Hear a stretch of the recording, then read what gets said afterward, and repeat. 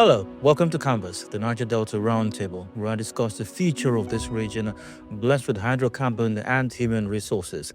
Every week, we give time to reflecting on topics relevant to the development of the Niger Delta and her people. Now, this episode, no different. I'm here and we're focusing once again on how to take this region to a more promising future. The podcast is sponsored by the operator of the NNPC, Renaissance Total Energies Active Joint Venture. Renaissance Africa Energy Company Limited, headquartered in Port Harcourt. Thank you for joining. I'm Ade Dayo, Ilushakin. Our topic for this episode is Stemming the Tide, Education and the Future of the Niger Delta. Today, we're turning our attention to a powerful intersection education, science, and opportunity. Across the Niger Delta, communities are rich in talent, curiosity, and potential. Yet, the challenges are real environmental pressures, unemployment, skills gaps, and limited access to quality education. In a rapidly changing world, one question becomes increasingly urgent. How do we prepare the next generation not just to survive, but to lead? STEM, science, technology, engineering, and mathematics has emerged as one of the most important tools for transformation, not as an abstract concept, but as a bridge between knowledge and solution building. In this episode, we examine how STEM education can unlock innovation, power development, and help reimagine what's possible for the Niger Delta. Again, today the topic on Canvas is STEM mean the tide, education and the future of the Niger Delta. And my guest is Gabriel Misa Gabramns. Gabriel Misa Gabramns, or GMG, is an award winning STEM development consultant and CEO of STEM Professionals Limited. He leads the STEM Festival Global Initiative, taking young innovators from the Niger Delta to global stages in Panama, Turkey, and Singapore. A World Robot Olympiad International judge and recipient of the Tony Elumelu Foundation Award. GMG is focused on positioning the Niger Delta as a leading hub for STEM innovation in Africa. Gabriel Mesa Gabrams, or GMG, welcome to Converse in Niger Delta Roundtable. Thank you. So, what would you prefer I refer to you? Do you prefer Gabriel or do you like GMG? Whichever one. GMG, fine. If you want to call me Gabriel, that's fine too. Well, you must have put GMG in your profile for a reason. Yeah. Oh, you like GMG? Yes. Okay, great. So we go with GMG then. Thank you. It's good to have you here once again. Thank you. Let's start from the beginning. What sparked your interest in STEM? And I think interest might be a very subtle term to use because many persons are interested in STEM, but few people go to the extent that you have gone in your quest to build with STEM, if you will. How did that come about for you? What's your origin story? Yeah. So for me, growing up in the Niger Delta, noticed over time that, we had so much potential. The creativity is there, the quest, to build world-class solutions. And it's been that the challenge has been uh, not so much of systems put in place to, harness or to translate that potential into real economic value. And I observed that the Niger Delta native is very smart, right? But do not have enough opportunities to really express or the platform to build, to showcase this talent. And I found STEM as the level playing field and the opportunity. What is the connection between the Niger Delta as currently is and the future? Why is STEM critical to the future of the Niger Delta in particular? Really, The Niger Delta, for Niger Delta, STEM is not optional anymore. It's foundational. And the reason for that is a strategic, you know, um, thing for the regions, a strategic thing for the future for the region because, as over the years, Niger Delta has powered economies from beneath the ground. I think the next phase, should be powering economies from the minds of our people, and that's why STEM it's very strategic for the Niger Delta going forward. Of course, that historically more gold has been mined from the thoughts of men than has ever been taken from the soil, and that's why STEM is very critical for the Niger Delta. Let's talk briefly about your organization, STEM Professionals Limited. What do you do there? Very practical, hands-on STEM development. So young people engage practically in building skills, critical thinking using robotics, building software, animation, game development, IoT, blockchain technology, drone technology, and focusing on solving practical problems. And in doing this, when I read out your profile a while ago, you don't just do that here. You take some of these young persons from the Niger Delta overseas to go showcase their talent as well. Uh, let's talk a bit about that. Your forays overseas and all of these Olympiads and competitions that you go for. How does that work? All right. So in our work, we've come to realize that competition has a way of rapidly scaling things, just helping people learn better, when they're very competitive, or showcase more their internal powers when it's competitive. So part of what we do is to, you know, provide that opportunity for the Niger Delta um, native to compete, and one of such platforms is the World Robot Olympiad. So that's just robotics for robotics. So every year we, scout out, for the best in the process of building, for the best to represent the region in different countries every year. And how do the students from within the Niger Delta who've taken part in this, how do they qualify for it? How does that work? How do they get to be a part of this? All right. So you join the STEM program in your school and come out to a platform like the STEM Festival and compete. STEM Festival has 6 competition areas. Now, but if you're in robotics and in that category, that age category, your focus is to qualify for that international competition. So you do that and then qualify to go for the national, maybe Lagos, go to Lagos, yeah, compete, and then have a ticket qualify from there also to represent the region in the international. So it happens in different countries every year. Who organizes the STEM festival? You have STEM professionals and the Nigeria Computer Society and other partners, including Anna Maria in the US and many other partners. So it takes place in different countries annually, overseas, I The suppose. STEM Festival happens here. STEM Festival is a Niger Delta born initiative. Actually, it's a global idea coming from it. The Niger Delta is a platform to, express, build solutions, and then qualify to, for other opportunities here locally and internationally. So the last World Robot Robotics Olympiad, where did that take place? Singapore.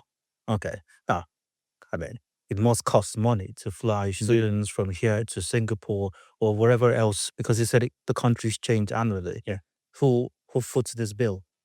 So that has been one of the toughest thing in my work, funding. Now, um, we rally around, meet people who support us locally, who believe in what we're doing, and able to raise funding sometimes. And then the parents of these children will also believe in what we're doing and want to give the opportunity to their children. So it's been the toughest thing, really. But sometimes you see some children who qualify and not able to make it because of the financial implications. So it's been that really tough, but we are able to raise money from individuals and then parents who believe in what we're doing. So pardon the expression, but do you have to be a rich kid to be a part of this? Now, you don't have to. That's our vision. That's our mission to try to democratize it. To STEM is for every child, everybody, and that's what we're partnering with organizations like the NDDC and others who can support this in a larger scale, and then give the opportunity to more children to participate who are extremely brilliant and intelligent. Now, when I was reading your profile, I found that you've also been a judge at the World Robotics Olympiad. I mean, that must be a very big deal. How does one become a judge in something so high profile? Okay, so you're doing things in your locality, and it's spotted, and you you're spotted, and then called upon to do that. We partner with an organization in Lagos, the ArcLight, where we come together on that platform as a nation. You come from different regions, like we are South here in Niger Delta, and then together we represent the country. So because of my background and what I've done so far, I got that opportunity to to be that, and I got to discover that I was even the only one from West Africa, you know, for that particular category as the future engineers category. Oh, we'll come back to some, this competitions and contests and STEM professionals, limited participation, and all of that. We'll come back to that shortly. But the whole essence of education, I suppose, intrinsically, is problem solving, Exactly. and it has to be practical. So, in what ways or how is STEM education solving or intended to solve real Niger Delta problems?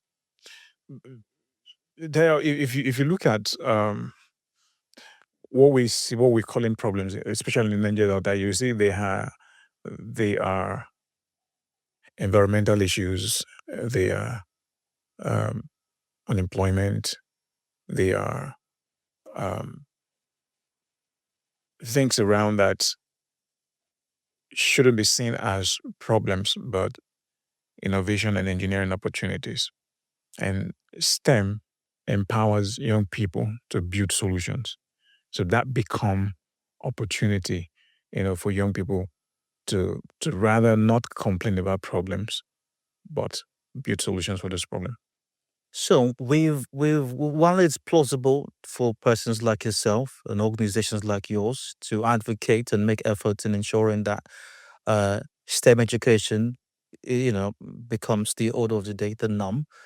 But we've always had STEM. I mean, even I dare say, even from when I was in school long ago, some years ago. So, what is it that you would like to see change? What is it exactly that you want to see done different from the way STEM education has been run or managed, if you will, in the Niger Delta? What do you want to see done different?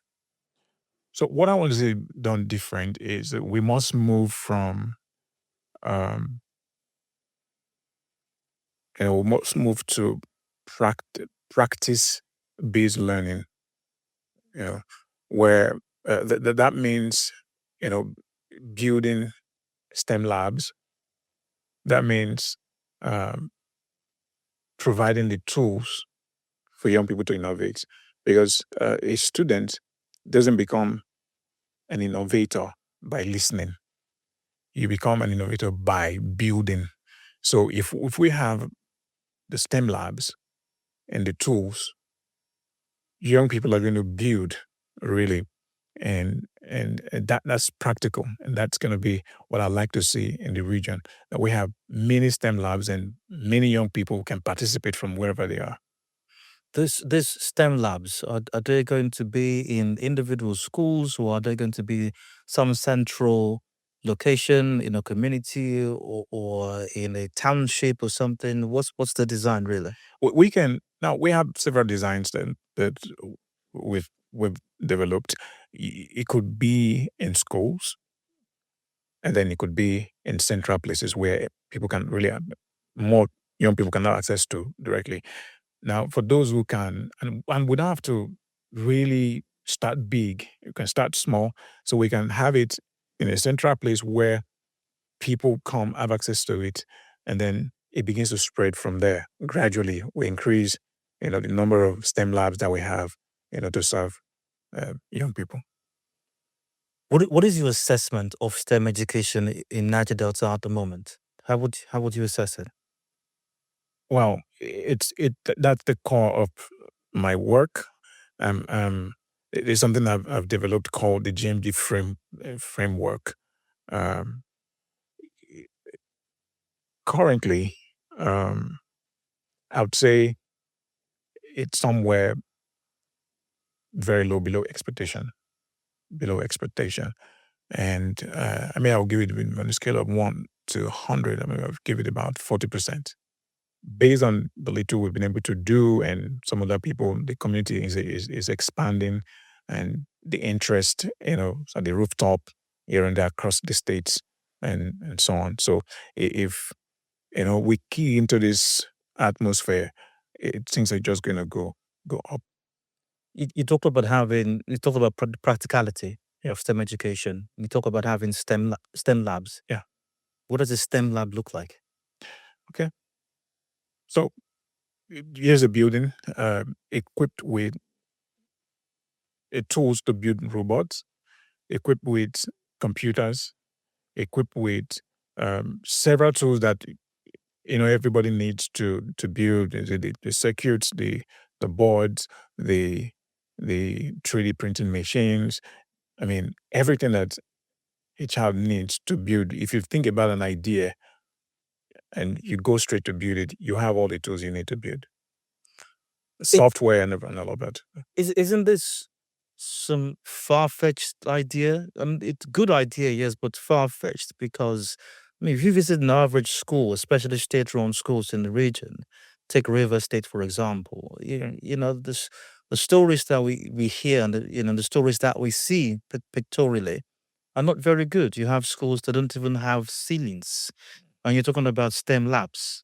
So is it far fetched? You have schools that don't even have enough teachers, enough human capital, and you're talking computers and robotics and all that. So what I'm saying is, or asking, I think is this just some idealistic thought and something that's not actually practicable? It is practicable because we've done that over the years. We're just looking for a way to scale it further for more children to participate. So what we've done, very practicable, is it's something that is it's transferable.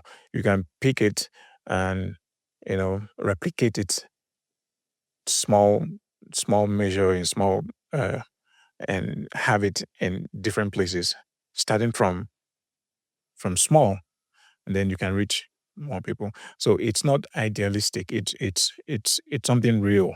It's something practicable, really.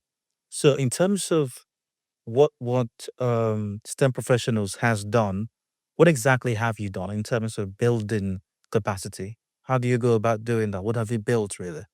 Okay, so we've been able to build. We built software. We built indigenous robots that can perform, you know, uh, tax, international tax. Okay, now over the years in our work, we get these kits, we import kits and build with them, but over time, uh, it's too expensive, of course, right? It's so expensive, and not every child can afford that. And we thought about it. Okay, uh, went to the into you know table and start designing. We have all the skills. We have all the knowledge that we need, and we started building.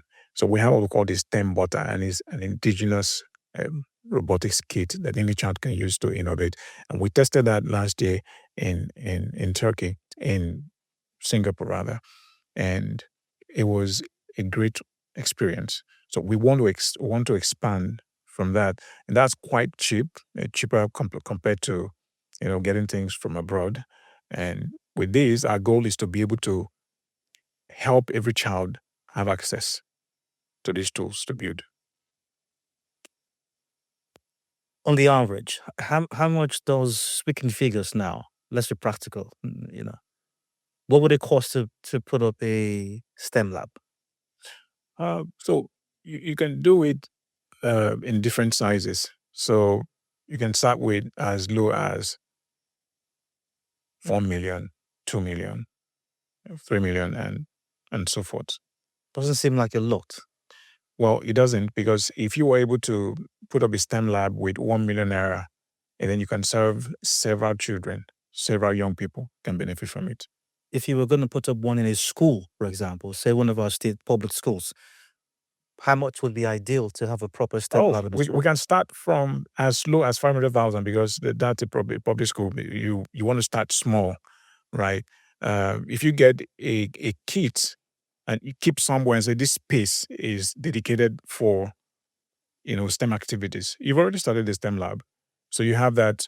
The children can come, they look at the sensors, they look at this, they can have an idea in their head and then begin to try it and begin to, you know, work on it and have different practical experiences. And then you've already started the STEM lab.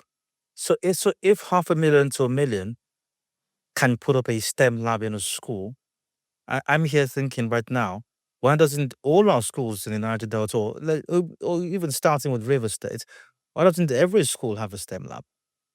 That's why we're advocating for that, because you have to see the need first. You have to understand how this translates into economic power, into economic value, and then you do it. So that's why we're talking, and that's why we're doing what we're doing. Do you think that those who run education in our parts don't understand the importance, don't see what you're seeing? Yeah, yeah, they didn't, and that's why the market education, it's very important, which is what we've been doing for many years right now, and a lot of the schools are beginning to respond. Of course, you have that more in the private schools, because they're kind of more competitive. If let me put it that way, from experience, they're kind of more competitive. They want their schools to be comparable to those schools abroad, and for their children to have that same exposure as a counterpart, global counterparts. And so they're responding more than the public schools. So you have the World Robotics Olympiad. Um, are there any other such international engagements that STEM professionals helps kids be a part of? Yeah, we prepared children for the first Lego League, FLL, that happens in the US. What did you call it? First Lego League, FLL. What's that? It's a competition just like the World Robot Olympiad. Okay. It's a robotics competition organized in the US.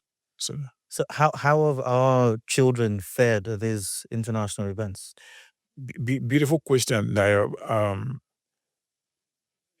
Just like I told you, it's always been not so easy to get this, but because of determination, we've been able to, get some children to really go and represent the region. Um, Last year was Singapore 2025. Because of funding challenges, the entire team, we arrived Singapore on the day of the competition and missed something very critical. It's called calibration time. That is the time you ought to set up, have the time to test run, because a lot of things can change. A lot of things affect your work, even the environment, the lighting system. Your sensors have to adjust to the new environment and do all the calibration. If you miss that moment, it's capable of reducing your point or reducing your performance. Now, that was the experience. Even at that, the the senior team was able to stand up shoulder to shoulder with many other counterparts, and were able to beat several other countries from the Middle East, from maybe North America, from Europe. And the results are online, actually. You can see them. The team, uh, senior team, one of the teams represent Nigeria from the Niger Delta, is called Team Forge. So if you look at the results, you're going to see where they are on on the leaderboard, beating several other countries that you ordinarily think that are well established, have all the funding and all of that. Many of them arrived in Singapore like 3 days, had the time to relax, to prepare. And so, and that's why we know that when this is given more attention, then you see that the Niger Delta child is extremely intelligent and brilliant. Don't mind my doubling down on this, but we came what position? Okay, so we came we're 74 on the list of 100 and over 110 thereabout. Okay. I'll ask you more on this when we return, but we have to go for a break now. It's Canvas the Niger Delta Roundtable. We're discussing STEM in the tide, education and the future of the Niger Delta. My guest is GMG. Just stay with us. We'll be right back in a bit. In the heart of our journey, where the sun touches the earth and the wind whispers through the trees, a new chapter unfolds. A chapter where energy illuminates more than just bulbs. It lights up minds. A chapter of unity, a coming together with a common goal to energize futures and illuminating lives. In classrooms, young dreams evolve, inspired by the promise of a brighter tomorrow fueled by available energy. Small businesses flourish, becoming seeds of prosperity. Energy that empowers and is catalyst for growth and change. The future is energy. So, let's light up the path to a sustainable future together. Energy for you, me, and the world at large.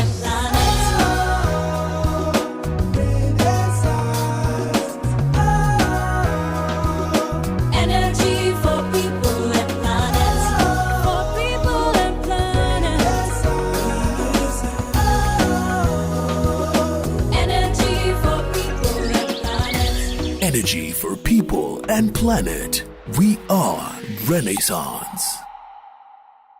Welcome back to Converse to Niger Delta Roundtable. I'm Dio, and still with Gabriel Misa Gabramns, the founder, CEO, STEM Professionals Limited. You are founder, CEO, right?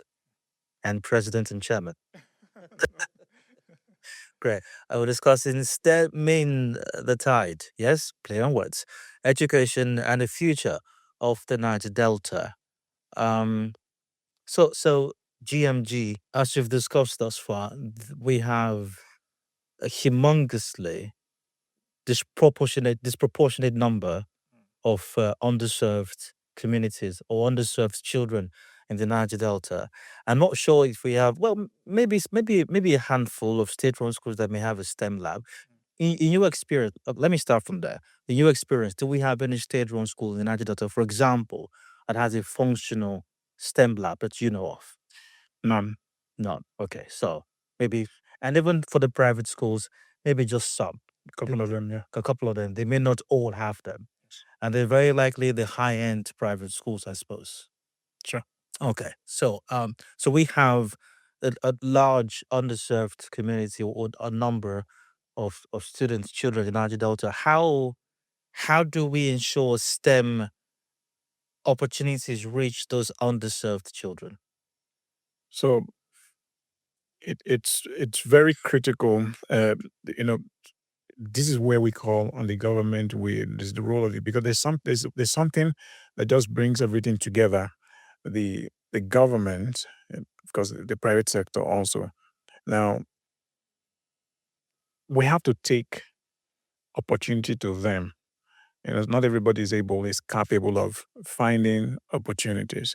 So taking this to them is an opportunity. Taking opportunity to the underserved communities.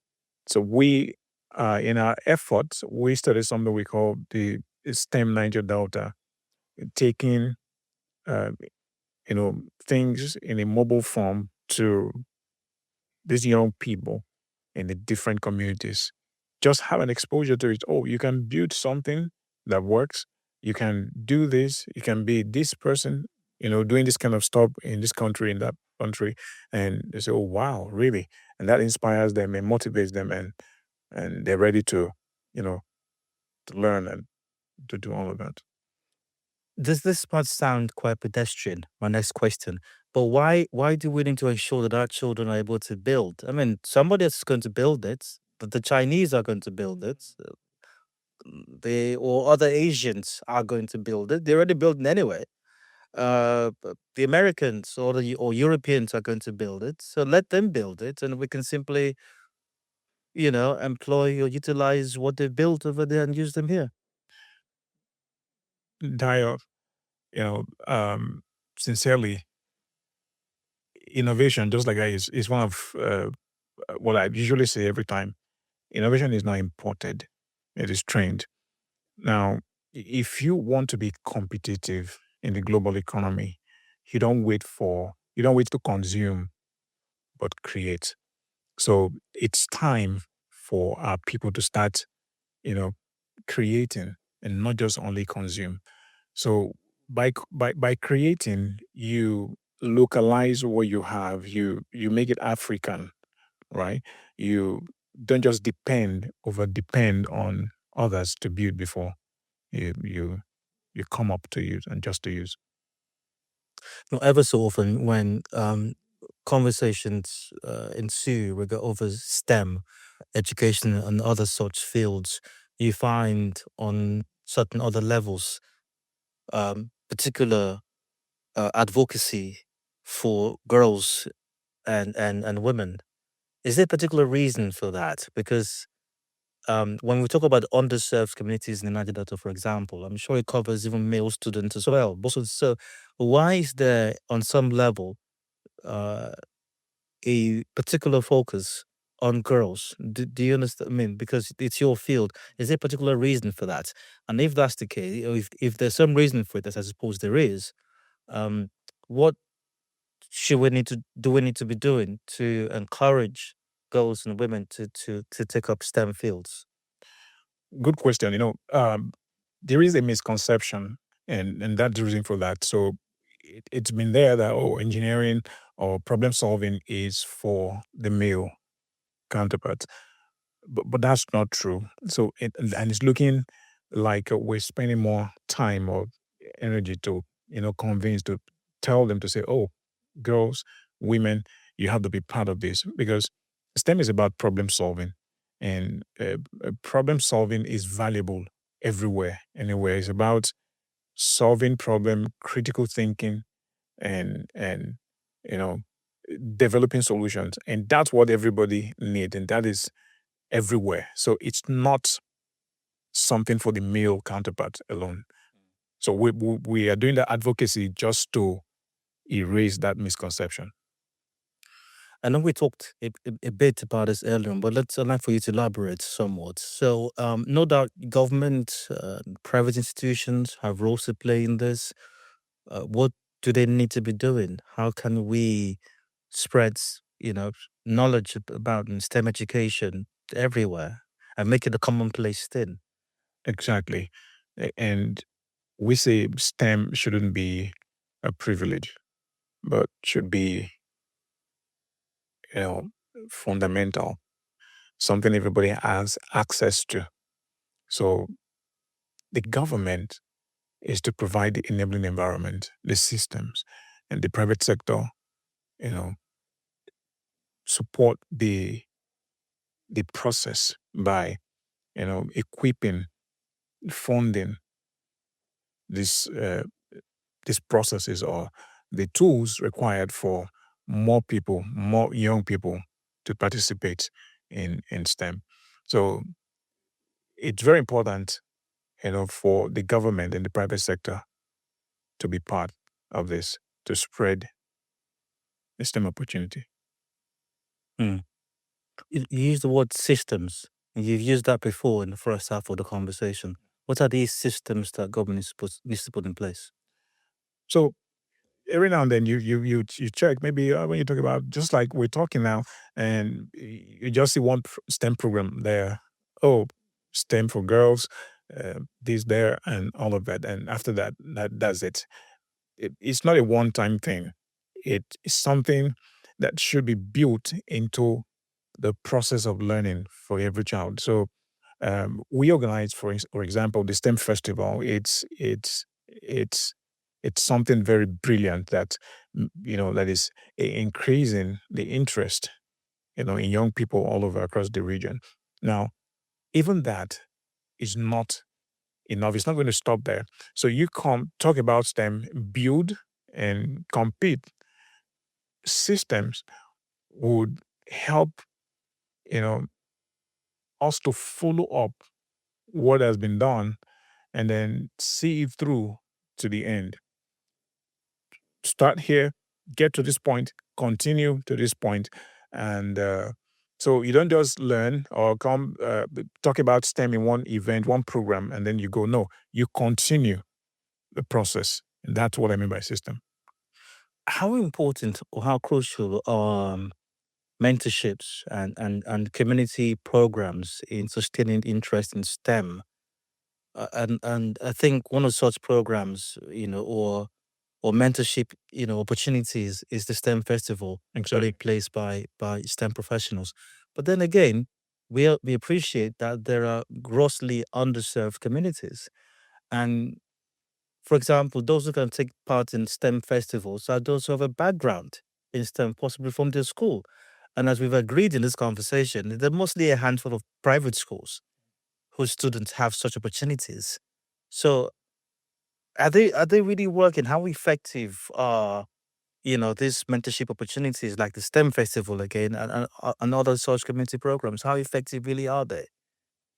They are because though it's not happening at once in one day, but we're building the systems that can really bring the result that we require. Now, we're pairing people, right? When you come to a program like STEM Festival and you meet coaches, you meet judges, you meet people that you can talk to, you can ask questions who are also available even after the event, right? You can reach out to say, "Oh, this is what I'm building. What do I do next? What do you think?" And then you get that mentorship.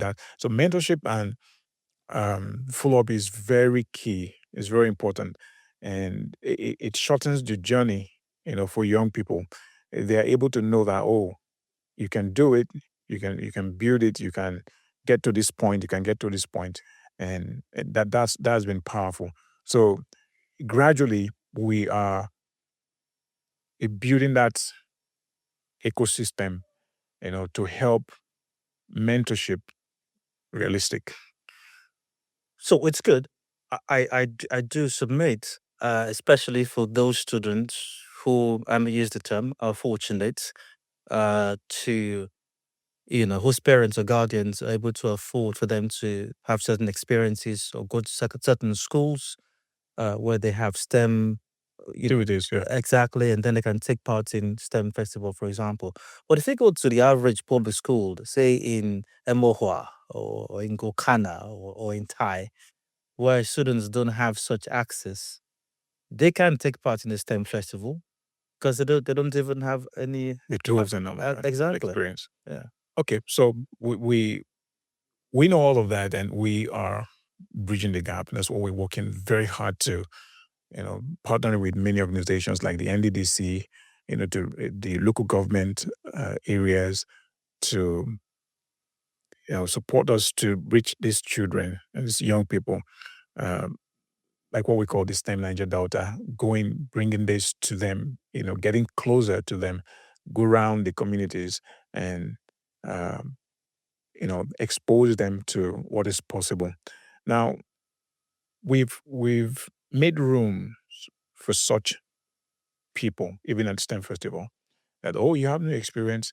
Okay, come around, attend the event, see what your mates are doing.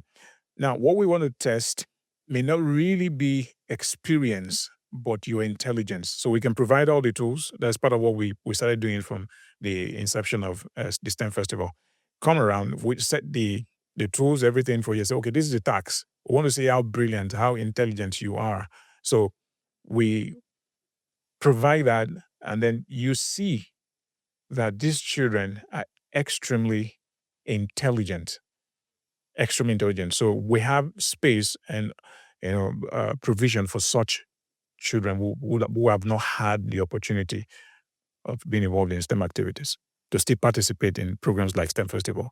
So I imagine that there are some parents or guardians who are listening to this right now or watching this now, and maybe in their community or the schools that they're able to afford their children access to STEM education is not a thing there. What can they do on an individual basis to expose their children or their wards to the opportunities that lie in STEM education? Okay. First of all, they can reach out to begin with. Reach out. There are, you know, programs in smaller chunks that you can get started with. Um, See how to just code visual coding that doesn't take much. All you have to do is a little guide. Okay, download this into your laptop, into your device, or on a phone, as little as a phone, maybe your auntie's phone, your uncle's phone, and have access to it and begin to see how things move. You can program a game, you can program, you can, so that you move from just playing the game to designing the game and all of that. So it begins from taking the first step as a guardian or a parent to start with. How about as groups of people or as a community, maybe who have some association or some grouping under which they come together? What can they do as a community?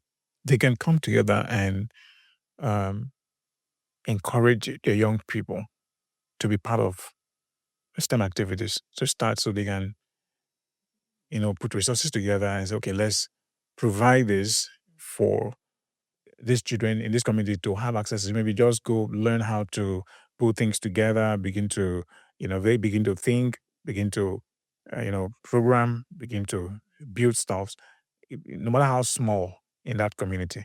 So if any group of persons in a community do that, does that, that will be a blessing they're making available for the children in that community. What kind of STEM driven innovation are you hopeful of seeing in the Niger Delta? Now, I want to see in the nearest future, as we've envisaged, you know, um, sectors in the Niger Delta powered by indigenous solutions, whether in health, in agriculture, and all across the economy. And we're confident about that because we've seen young people here who are capable of building world-class solutions. And and that's why the platform STEM Festival is a fantastic thing. If you can just take a moment in your free time to just go on the website and look at the competition tags, it's first fun and then solution driven. And that a child of 8 can build an app to educate you about Nigerian foods, you know, or some agricultural, uh, things to know. Or somebody, a teenager, can build an emergency response app that could have saved somebody like a junior pope, when he got drowned, you know, that and if somebody of 18, 19, 20 can build a blockchain solution that can, help our elections run in a better way. I mean, it's shocking for you to know what young people are capable of doing, but are not out there, don't have the platform to build, which is one of the reasons why we started such a platform like STEM Festival that provides that opportunity to build. And to be able to do these things, don't you have to get some really high level education or go outside the country, overseas, maybe to get some really expensive education? Because you hear of people who are doing great stuff, and they're mostly overseas. I think there's that Nigerian as well who's into robotics. Don't quite remember her name. Oh, is Adekunle? Yeah, I think that's him. One of the foremost robotics persons in the world. I think what company is he working for right now? I don't quite remember. And not as it matters. But don't you have to be over there, overseas, in some Asian country or the US, for example, to accomplish things like this? No, that's the intriguing part of this story. Um, you don't have to. You see, the young people that have worked with me, over the years, some of them have not even gone to the university yet. So there's this young person where when they talk about robotics, who got so intrigued by what I was saying, and then just came, just a young boy.